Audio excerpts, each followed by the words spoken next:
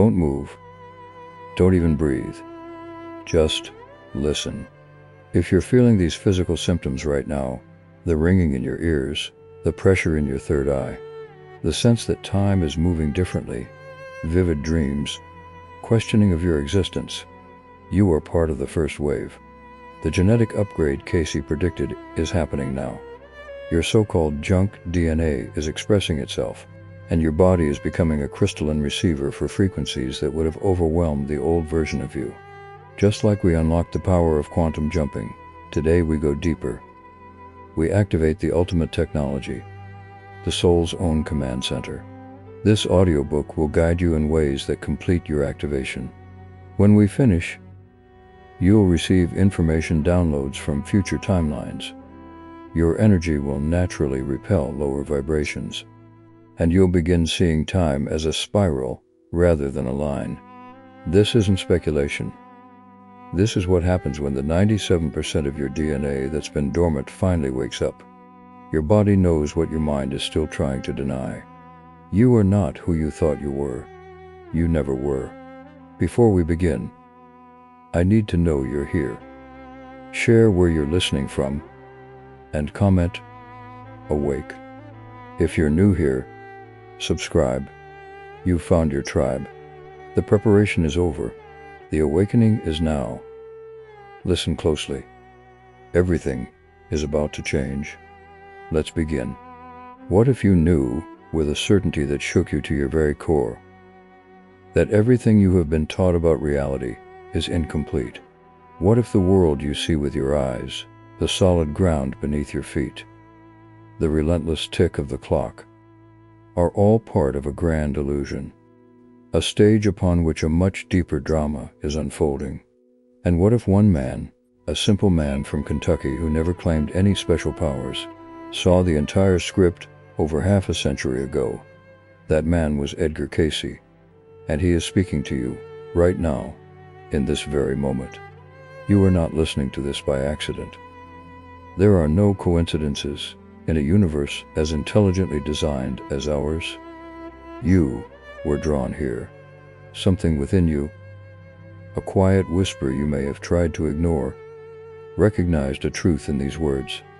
You feel it, don't you? A stirring, a sense that the world is at a tipping point, that the old ways are crumbling, and that something new, something vast and mysterious, is struggling to be born. You look at the headlines, the political turmoil, the environmental shifts, the collective anxiety, and you sense there is a deeper story, a hidden current beneath the chaotic surface. Edgar Cayce called this the Age of Awakening. He spoke of a time when the very foundations of the earth would shift, not just geologically, but spiritually and consciously. He warned us that the material pursuits, the greed, the separation we have fostered, would lead to a period of great cleansing. And he saw a profound realignment of human consciousness, a leap into a new way of being that would make our current understanding seem primitive. A person finds themselves at a crossroads. One path is familiar, paved with the comfortable anxieties of the past. The other path leads into the unknown, into a world where intuition is your compass and love is your currency. Cayce's message is that this crossroads is not ahead of us. It is here. We are living it now. And the choice you make in how you perceive this shifting world will define not only your life, but your role in the greatest story ever told, the evolution of the human soul. So, let us begin. Let us discover what the sleeping prophet knew, and let us discover what you, yourself, have always known. Deep in the silent spaces of your own heart. Chapter 1. The Man Who Slept and Saw the World. He was called the Sleeping Prophet, and his name was Edgar Cayce. But who was he, really? He was not a scholar. He was not a mystic who retreated to a mountaintop. He was a photographer, a family man, a person just like you, who struggled to make a living and provide for those he loved. Yet, when this man closed his eyes, entered a sleep-like state, and spoke, he unlocked the secrets of the universe. He diagnosed illnesses with pinpoint accuracy, prescribed complex remedies, and spoke of past lives and future events with a clarity that defied all logical explanation. Over 14,000 documented readings, a vast library of wisdom channeled from a source he simply called the universal consciousness. Now, you might be thinking, that is a fascinating historical curiosity, a strange tale from a bygone era. But I tell you, the true power of Edgar Cayce's story is not in the phenomenon itself. It is in the profound message it carries for you. You see, Cayce did not believe his ability was unique. He insisted it was a latent faculty within every human being. He was not special. He was simply a precursor, a glimpse of what is possible for every man and every woman when they learn to quiet the noise of the world and listen to the voice of the soul. His life was a living testament to a truth we have forgotten, that we are not physical beings having an occasional spiritual experience. We are spiritual beings having a profound physical experience, and we are all connected to a wellspring of infinite knowledge. Consider your own life for a moment. Think of a time you had a gut feeling, a hunch you could not explain, that turned out to be correct. Remember a dream that felt more real than reality, carrying a message or a warning. That, my friend, is your connection to the very same source that spoke through Edgar Cayce. It is your birthright. The chaos of our modern world is not a sign that this connection is broken. It is a desperate, urgent call from the universe for you to remember it, to strengthen it, to finally wake up. The sleeping prophet is not a figure from the past. He is a mirror. He shows you the prophet sleeping within yourself. Chapter 2. The prophecies are no longer prophecies. Edgar Cayce looked into the future and saw the earth in turmoil. He spoke of a time when the earth would be broken up in the western portion of America. He foresaw great upheavals, the rising of Atlantis from the depths of the ocean, and dramatic shifts in the global climate. For decades, many dismissed these visions as the ramblings of a sleeping man. But look around you now. Look with clear eyes. The world stage is set exactly as he described.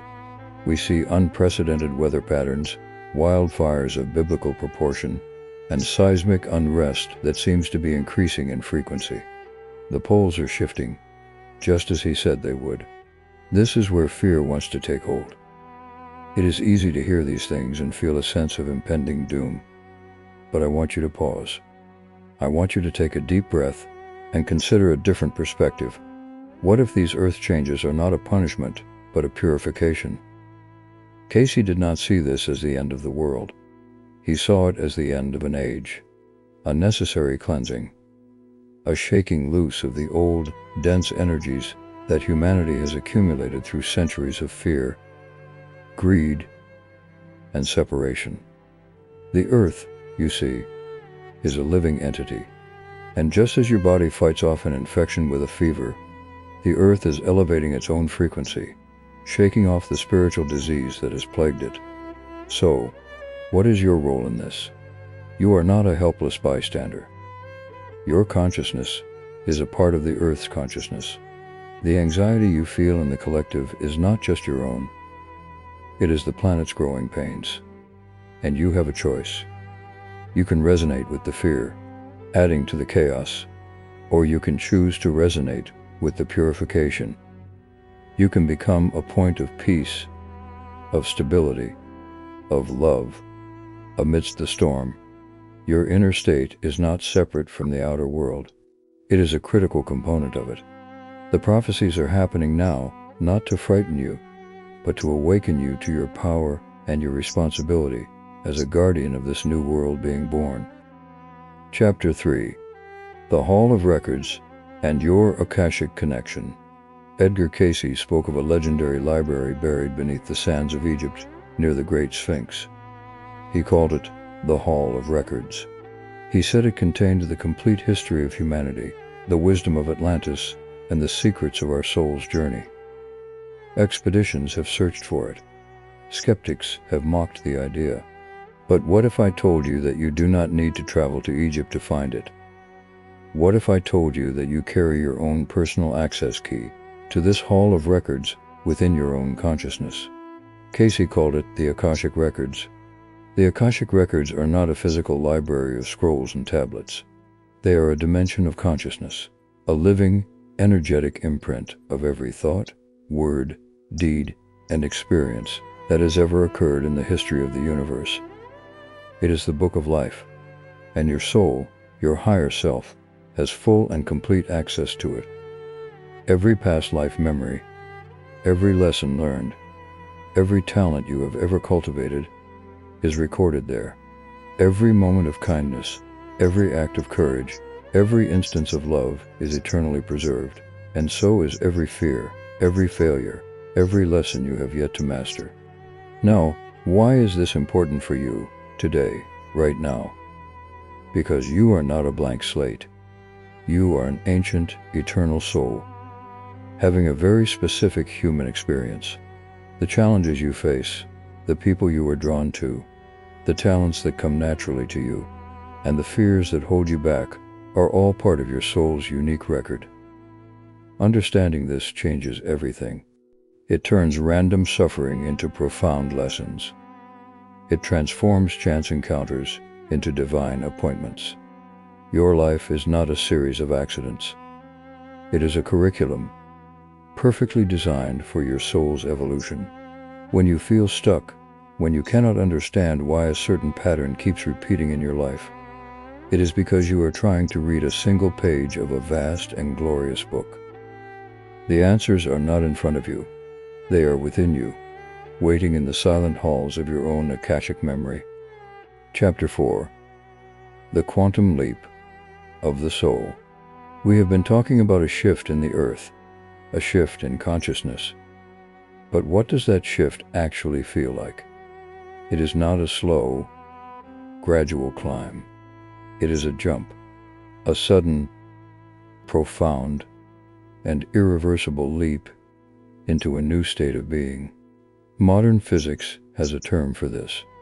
They observe it in subatomic particles. It is called a quantum jump. An electron disappears from one energy level and instantly reappears in another without ever traveling through the space in between. It simply leaps. Now, take that concept and apply it to your soul. This is what Edgar Cayce described as the next step for humanity. We are in the midst of a collective quantum jump. This is why you feel so disjointed at times. One day, you feel connected, loving, and at peace. The next, you are plunged into anxiety and doubt. You are, in a very real sense, jumping between energy states. You are fluctuating between the old world, built on fear and separation, and the new world, built on unity and love. The turbulence you feel is the space between the jumps.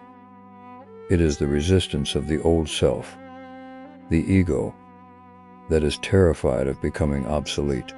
It fights for its survival, creating drama, fear, and illness to prove it is still in charge. But you, the eternal soul, are making the jump anyway. Every time you choose forgiveness over resentment, every time you choose love over fear, every time you trust a synchronicity instead of dismissing it, you are making a quantum jump. You are not improving yourself. You are becoming your true self. This is the most important work you will ever do. It is not done with force, but with surrender. It is not about adding more knowledge, but about releasing old beliefs. You are not walking a path. You are teleporting to new levels of understanding. And with each jump, the old world loses its grip on you, and the new world becomes your home. Do not fear the chaos within and around you. It is the surest sign that you are leaping. Chapter 5. The Body Electric and the Healing Frequency. Edgar Cayce's most famous work was in the field of health and healing. While he lay asleep, he would analyze a person's body from thousands of miles away and prescribe astonishingly effective, often unconventional, remedies. But at the core of every single one of his readings was one fundamental principle. All illness is first and foremost a disruption in the body's energy field. He saw the human body not as a machine of separate parts, but as a complex, interconnected energy system. A body electric, vibrating at a specific frequency.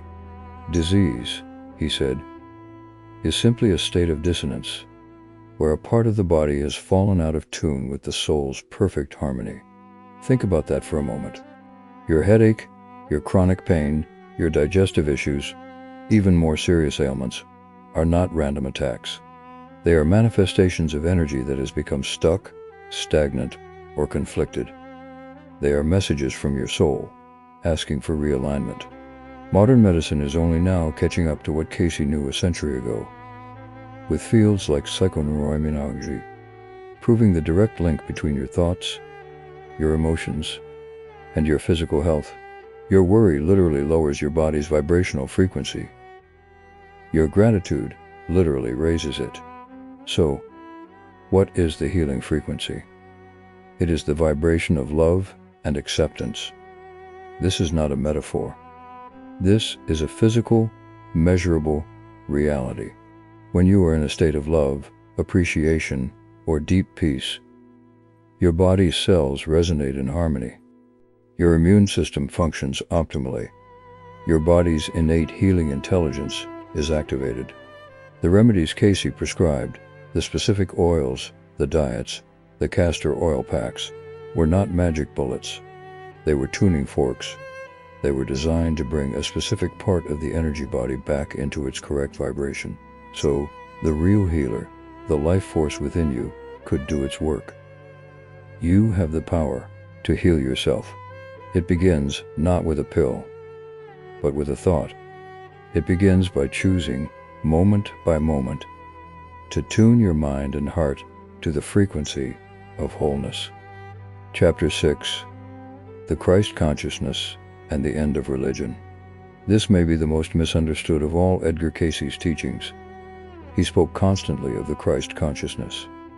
Now, if you have had negative experiences with organized religion, I urge you to stay with me. This is not about a specific religion, a single man, or a set of dogmatic rules. Cayce was crystal clear on this point. The Christ consciousness is a state of being. It is the ultimate realization of our connection to the creative force, to God. It is the awareness that we are all sons and daughters of the One, and that the divine spark resides within every single human heart. Jesus of Nazareth, in Cayce's view, was not the only Christ. He was the model, the example, the one who fully manifested this Christ consciousness and showed the rest of humanity the path to do the same. He was the first, as Cayce put it, to become a Christed being, proving it is possible for a human to fully align their will with the divine will. Your journey, your soul's purpose, is to awaken to this same consciousness. It is your destiny. This is the true second coming that the prophecies speak of. It is not a man descending from the clouds. It is the Christ consciousness being born within the heart of humanity. It is happening within you, right now, as you seek truth and meaning. This changes the entire spiritual game. It moves you from a posture of worshiping a distant God to a process of embodying the divine. Your daily life becomes your spiritual practice. Every interaction is an opportunity to express this Christ consciousness. When you are patient with a difficult colleague, that is the Christ in you. When you forgive someone who has hurt you, that is the Christ in you. When you feel a profound love for a stranger, that is the Christ in you. Religion, at its best, was a finger pointing at the moon, but the Christ consciousness is you landing on the moon. It is the end of seeking outside yourself and the glorious beginning of discovering the universe within. Chapter 7. Your soul's mission in the Age of Awakening. In the midst of all this talk of global shifts in cosmic consciousness, a very practical question arises. What am I supposed to do? With the world seemingly in crisis, what is my role? What is my soul's mission? Edgar Cayce had a beautiful and simple answer. He said, "The purpose of the soul is to become a perfect channel of blessings for other people." Your mission is not a single, dramatic job title. It is a quality of being that you bring to everything you do. It is the unique flavor of love that only you can express. Perhaps you are a teacher, a healer, an artist, a builder, or a parent. These are merely the forms through which your soul's mission expresses itself. Your true mission is the energy you bring to that form. Are you bringing compassion? Are you bringing creativity? Are you bringing integrity? Are you bringing a sense of peace? The world does not need more people doing grandiose things. The world desperately needs more people doing small things with great love. Your soul did not incarnate at this most pivotal time in human history to be a spectator. You are here because you have a specific piece of the puzzle. Your unique combination of talents, experiences, and even your wounds has perfectly prepared you to play a part in this great awakening. Do not fall into the trap of comparing your mission to anyone else's. The quiet act of tending a garden with consciousness is as vital to the healing of the planet as the work of a world leader. The kindness you show a child shapes the future as powerfully as any new law. Your mission is to find the place where your deepest joy meets the world's deepest need. It is already within you, whispering to you through your passions and your intuitions. Your only task is to listen, to trust, and to have the courage to take the next step. However small it may seem, the universe is conspiring to help you fulfill it. You are exactly where you are meant to be, and you are more ready than you can possibly imagine. Chapter 8. The Technology of Prayer and Meditation. Edgar Cayce did not see prayer and meditation as vague spiritual comforts. He described them as practical technologies. They are the precise tools for tuning your personal receiver to the broadcast of the universal consciousness. He said that prayer is you talking to God, and meditation is you listening to God. It is that simple, and that profound. In an age of distraction and noise, this technology is not a luxury. It is a survival skill for the awakening soul. Let us be practical. You may say, "I have tried to meditate, but my mind is too busy." Of course it is. The mind is like a hyperactive child. It does not need to be beaten into submission. It needs to be gently focused. Cayce's method was straightforward. First, set a high ideal for yourself, perhaps a single word like love, peace, or oneness. Then, still the body. Breathe deeply and rhythmically. As thoughts arise, do not fight them. Simply, patiently, return your focus to your ideal. You are not seeking to empty your mind. You are seeking to fill it with a single, powerful, harmonious vibration. You are raising your frequency. And what happens when you do this consistently? Miracles. Not the parting of seas, but the parting of confusion. You will begin to receive guidance. It may not be a thundering voice. It may be a quiet knowing, a sudden inspiration, a book that falls off a shelf, or a conversation you overhear that contains the exact answer you needed. This is the universe responding to your tuned frequency. This is you accessing the Akashic Records. This is you making a quantum jump. Make this technology a non-negotiable part of your day. Even for 5 minutes, it is the most important meeting you will ever attend. The meeting between your human self and your divine self. It is where your soul's mission is clarified and your power is renewed. Chapter 9. Reading the signs and speaking the language of synchronicity. As you begin to practice this inner technology, you will start to notice something extraordinary happening in your outer world. Coincidences will multiply. You will think of a friend, and they will call. You will ask for a sign, and it will appear. A song on the radio will speak directly to your situation. The Swiss psychologist Carl Jung called this phenomenon synchronicity, a meaningful coincidence that reveals an underlying pattern in the universe. Edgar Cayce would have called it the natural language of the soul. These are not random accidents. They are winks from the universe. They are the guiding hand of your higher self, arranging the external world to show you that you are on the right path. When you experience a synchronicity, it is a confirmation that your inner world and the outer world are in alignment. You are in the flow. You are living in a state of grace. The universe is not a cold, empty void. It is a responsive, intelligent, and deeply personal reality that is constantly communicating with you. So, I invite you to become a detective of the divine. Start looking for these signs. Keep a journal of them. When you see a repeating number sequence, like 11, 11, or 333, do not dismiss it. Ask, what is the universe trying to tell me right now? When you meet a stranger who says exactly what you needed to hear, know that they are a messenger. The more you acknowledge this language, the more the universe will speak to you. This is how you navigate the new world. You will no longer be relying solely on maps and logic. You will be guided by an invisible current of meaning, a trail of breadcrumbs left by your own soul, leading you home to your destiny. Chapter 10. Becoming the prophet of your own life. We began our journey with the story of a prophet, a man who slept and saw the future. We end our journey with you, wide awake, creating it. The ultimate message of Edgar Cayce is not that he was a unique and powerful psychic. The ultimate message is that you hold the same power. You are the prophet of your own life. You are not here to passively await a future predicted by anyone else. You are here to actively co-create a future with the divine. Your thoughts are not harmless, fleeting things. Cayce said they are indeed things, and they build your reality just as surely as a bricklayer builds a wall. Every thought of lack attracts more lack.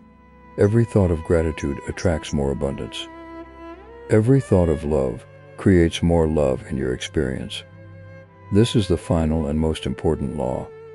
You are not a victim of circumstance. You are the master architect of your destiny, using the bricks of your thoughts, words, and beliefs. The world you see outside you is a perfect reflection of the world you have built inside you. So, what future will you choose to build? The old world of fear is crumbling because enough people are no longer feeding it with their belief. The new world of unity is emerging because people like you are choosing to believe in it, to act from it, to be it. You have been given the blueprint. You have remembered your connection to the Akashic Records. You understand the technology of prayer. You can speak the language of synchronicity. Now, it is time to build. Start today, in this moment. Choose one thought that aligns with the world you wish to live in. Perform one act of kindness that reinforces it. Forgive one person, including yourself, to clear the space for the new.